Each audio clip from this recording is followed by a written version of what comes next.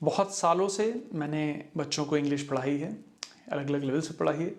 और अगर मुझसे कोई एक चीज़ पूछे कि क्या ऐसी चीज़ है जो आपको लगता है कि छोटी क्लासेस में बिल्कुल हटा देनी चाहिए, वो है कॉम्प्लेक्स ग्रामर रूल्स।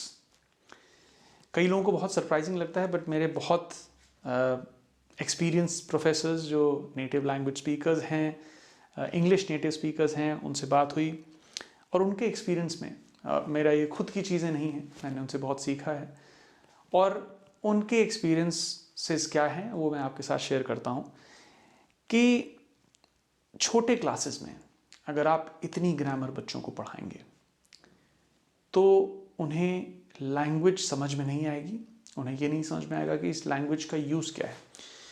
इंग्लिश को जो बच्चे सेकंड लैंग्वेज की तरह यूज़ करने जा रहे हैं, सेकंड लैंग्वेज की तरह पढ़ रहे हैं, उनके लिए ऑलरेडी ये बहुत ही डिफ़िकल्ट एनवायरनमेंट है, क्योंकि ये एक एलियन लैंग्वेज है। नए वर्ड्स आ जाते हैं, सब कुछ नया है, एक नई चीज़ आप स्टार्ट कर रहे हैं, राइट। उस नई चीज़ को जो आप स्टार्ट कर रहे हैं तो उसको अगर आप इतना कॉम्प्लेक्स बना के स्टार्ट करेंगे, उन चीज़ों से स्टार्ट करेंगे जिनका कुछ खास इस्तेमाल नहीं है बच्चों के लिए इनिशियली, आप लैंग्वेज में ग्रामर को इतनी अगर तरीके से पढ़ाएंगे, इतना ज़्यादा पढ़ाएंगे, तो बच्चों को लैंग्वेज में इंटरेस्ट ही नहीं आएगा। कई बच्चों को लैंग्वेज में इंटरेस्ट इसी वजह से नहीं आता क्योंकि उन्हें लैंग्वेज के रूल्स इतने मुश्किल लगते हैं कि उन्हें लगता है अच्छा ये पास्ट टेंस है, ये प्रेजेंट टेंस है। आपको ये बताना ही नहीं है, आपको इंग्लिश लैंग्वेज पढ़ानी है बिना ये सब चीज़ें बताए। तो सही तरीका पढ़ाने का है, उनको कॉन्वर्सेशन करना सिखाएं, उनको छोटे छोटे सेंटेंसेस फ्रेजेस में बात करना सिखाएं, जैसे कि वो अपनी मदर टंग सीखें। आप ये बताइए ना मुझे कि जब बच्चा स्कूल पढ़ने जाता है, मान लीजिए एक 3 साल का 4 साल का बच्चा, जब भी उसका एडमिशन होता है स्कूल में, 6+ आजकल फर्स्ट क्लास में जा रहे हैं, तो स्कूल जाने से पहले वो अपनी मदर टंग में बोलना स्टार्ट कर देता है, राइट। जो भी, अगर वो बंगाली है बंगाली बोलने लगता है, हिंदी है हिंदी बोलने लगता है, तमिल है अच्छी तमिल बोलेगा, फ्रेंच है फ्रेंच बोलेगा, राइट। कैसे? क्या उसको ग्रामर सिखाई गई? क्या उसको इतनी सारी बातें बताई गई ग्रामर के बारे में? नहीं। आराम से उसने लैंग्वेज सीख ली, जैसे लोग आसपास बोल रहे थे उसके हिसाब से उसने लैंग्वेज सीख ली।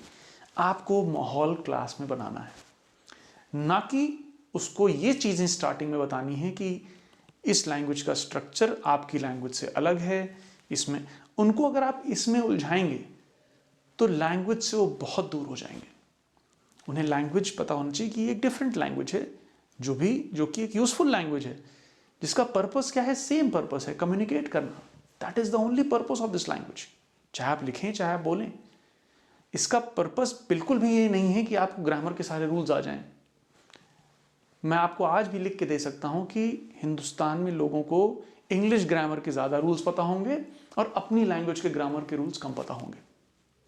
अपनी लैंग्वेज की ग्रामर बिल्कुल गोल होगी, मदर टंग जो उनकी होगी, नेटिव लैंग्वेज बोलते होंगे, उसकी ग्रामर बिल्कुल ही ना पता हो शायद। इंग्लिश की ग्रामर बहुत अच्छे से आती होगी लेकिन फिर भी बोलना वो नहीं जानते हैं। क्यों? क्योंकि बोलने की प्रैक्टिस नहीं कराई गई। ग्रामर पढ़ा पढ़ा के छोटे बच्चों को इतना कंफ्यूज कर दिया गया कि वो कभी आगे सीख ही नहीं पाए। वो आगे बढ़ते चले गए क्लासेस में और उनको अपना लेबल ये पता चल गया कि मेरे ऊपर ये लेबल लग गया है मेरी टेस्टिंग के बाद कि भाई मुझे इंग्लिश नहीं आती, चलो जैसा है चलाते हैं, सीखेंगे कभी आगे।